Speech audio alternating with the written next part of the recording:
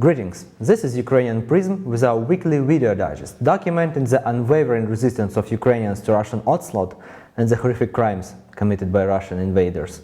This week was marked with intense fighting on all fronts of confrontation.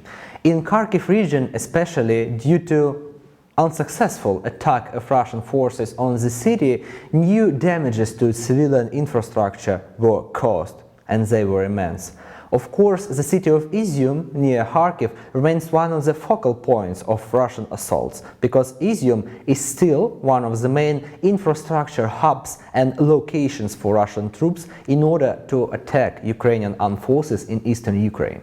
Severodonetsk still remains a place of the main Russian attacks during this and previous weeks. Although much of the city is controlled by Russian occupiers, Ukrainian armed forces are still trying to recapture street by street, house by house.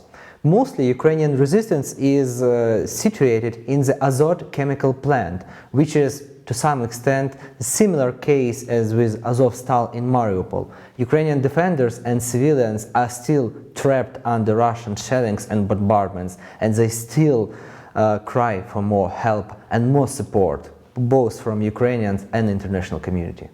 The head of Luhansk regional military administration, Serhiy Haidai, informed that from the start of full-scale Russian assault on February 24, nearly 11,300 civilian buildings were either damaged or destroyed. 113 schools and kindergartens were utterly vanquished. More than 470 industrial buildings and industrial facilities are damaged beyond repair. The cities of Rubizhne and Popasna are clearly completely destroyed and obliterated from the face of earth. On June 15, Sergei Aksyonov, the so-called head of occupational administration in Crimea, which, may I remind you, is Ukraine, has briefly admitted that Russian Federation, with the help of their Crimean collaborators, have already stolen 2,000 tons of Ukrainian grain from Zaporizhzhia Oblast alone. From the whole occupied territories of Ukraine, these estimates are nearly 18,000 tons of grain and other agricultural produce.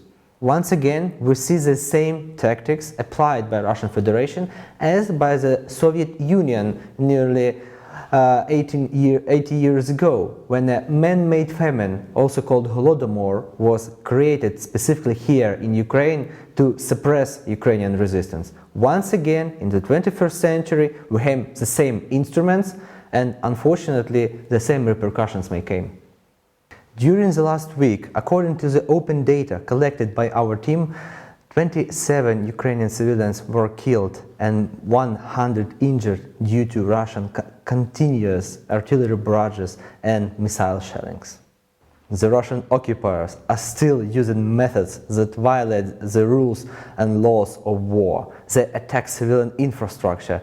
They directly target civilians, women, children, elderly. They destroy infrastructure, and they destroy even the food supplies of Ukrainians. However, these crimes will not be forgotten nor forgiven, and everybody who is responsible for them will feel the consequences and face the repercussions. This project is implemented with the support of Isar Ednannia, which work in collaboration with the Ukrainian Institute for Independent Political Research and the Center for Democracy and Rule of Law.